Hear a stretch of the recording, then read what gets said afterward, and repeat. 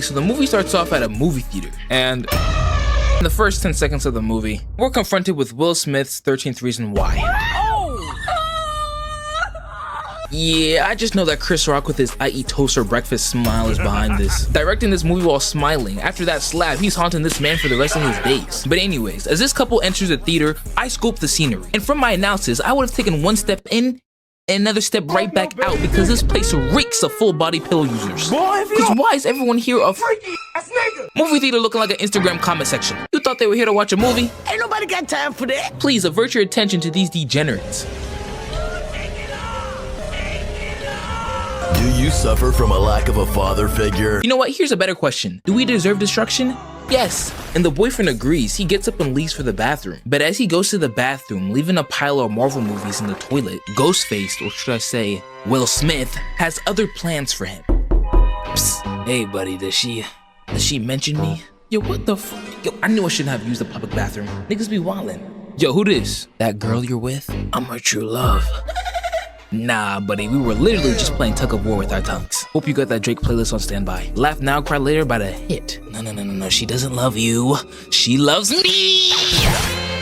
And he gets a critical hit on the boyfriend. Will Smith, take off the mask, we know it's you. Cause given the option, Ghostface can choose between fleeing the scene or hiding the evidence. Which one will you choose, Ghostface? None of them, nigga. Option C, go slam out his ex, Jada. Like, look at the way he sneaks in the theater, straight catfishing like Jada Pinkett's hairline. I know it's fake. I can spot that free real estate a mile away, but she couldn't spot the finesse. And by the time she does, you can see in real time the gears turning.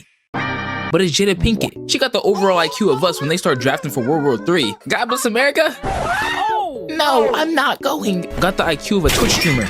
Hey chat, 20 gifted and I'll take off his mask. This finna be a dream face reveal. Hey, pump your chat. Gun to the back of your head. Who's your favorite baby daddy? Tyreek? Fuck, it's me! And this man Ghostface really said, Jarvis, play my wife beating playlist. Wife beater mode. Activate. He don't care what month it is, this hoe gon' die. And proceeds to chase her down like a fufu deprived African father, hitting combos on her all over the theater. Every slash is for you stabbed my heart. Ah, we broke up a month ago, what do you mean? And honestly, I feel like I'm impeding on this couple sorting out their problems. But Will Smith, what about couple therapy? Was this really necessary? I absolutely have to. Jesus Christ. And I'm just looking at my screen in disbelief. She getting crossed, flossed, and tossed so badly she better cry.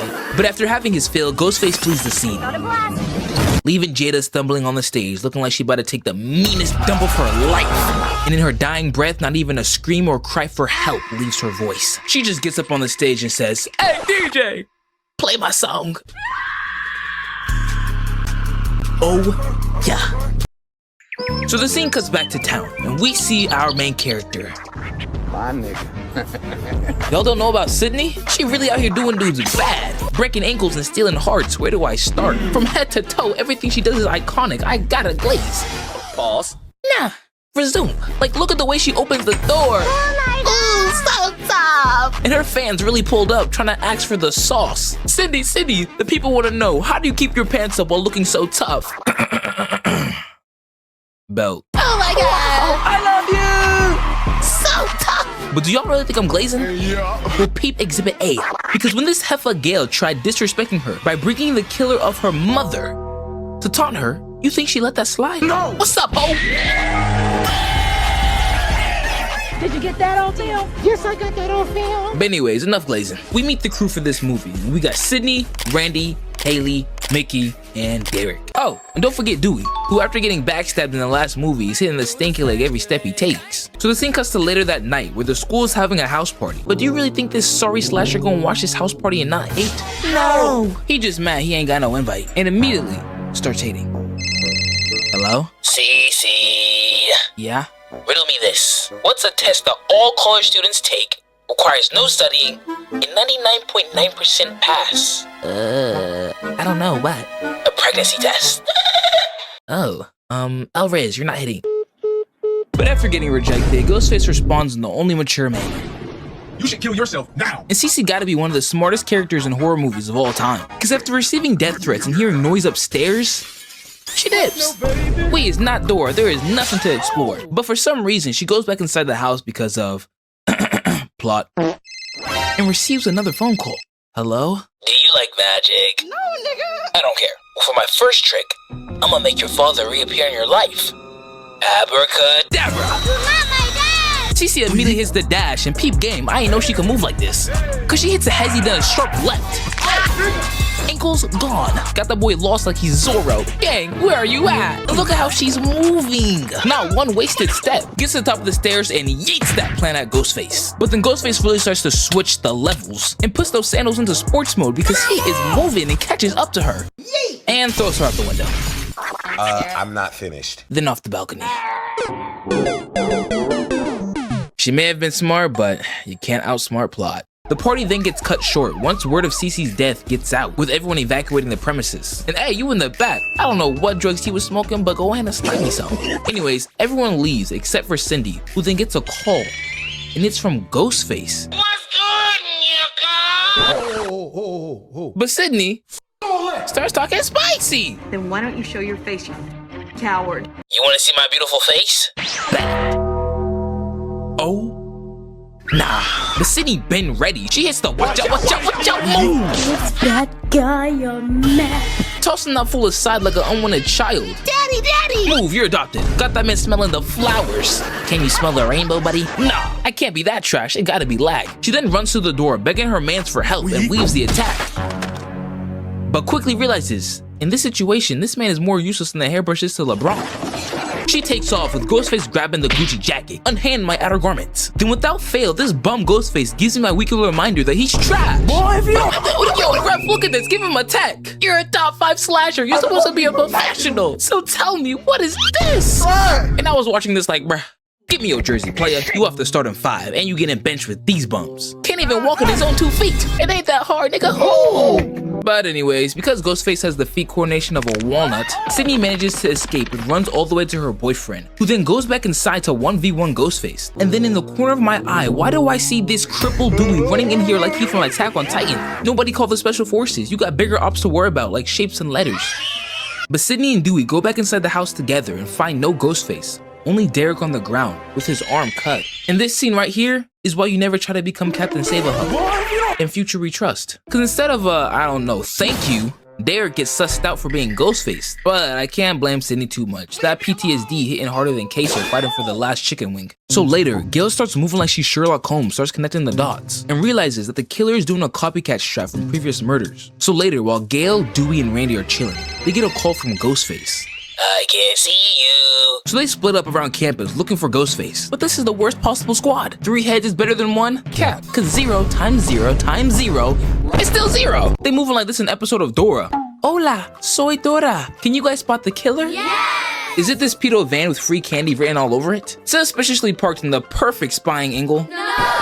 Are you sure? Yeah! Are you sure? You flippin' twit. And these brain cell deficient bums pick literally everything but the right answer. Like, bro, what are you doing? I thought you was a cripple. And their stupidity leads to Randy getting snatched up. There is for sure not free Wi-Fi in that truck. And in a touch or be touched world, Randy was touched. And I can't lie, the only characters with developed frontal lobes in these horror movies, lightning can really strike twice. Cause after seeing Randy get clipped, he dips. No, baby. Being unemployed was always his calling. But Gail and Dewey must have heard me frying their intelligence, because in the next scene, they lock in. They start going through a bunch of videos and files and almost find Ghostface's identity. Till their monkey brains take over and tell them, Monkey, reproduce now. Some people can't be saved. But as they're getting freaky, footage from the murders that Gail didn't record starts to play on the TV. Footage taken by Ghostface. Hey, where you going? We saw you, big bruh. And where does this cripple think he's going? You can't box. But somehow, Ghostface teleports behind Gail. Ah! Hold up, flag on play. You were just there, and now you're here? Boy, ain't no way, boy. Oh, 100%, they're 2 killers. But anyways, Gail starts bobbing and weaving. You gotta work for this kill. Backhanding this bum in the face. While Dewey...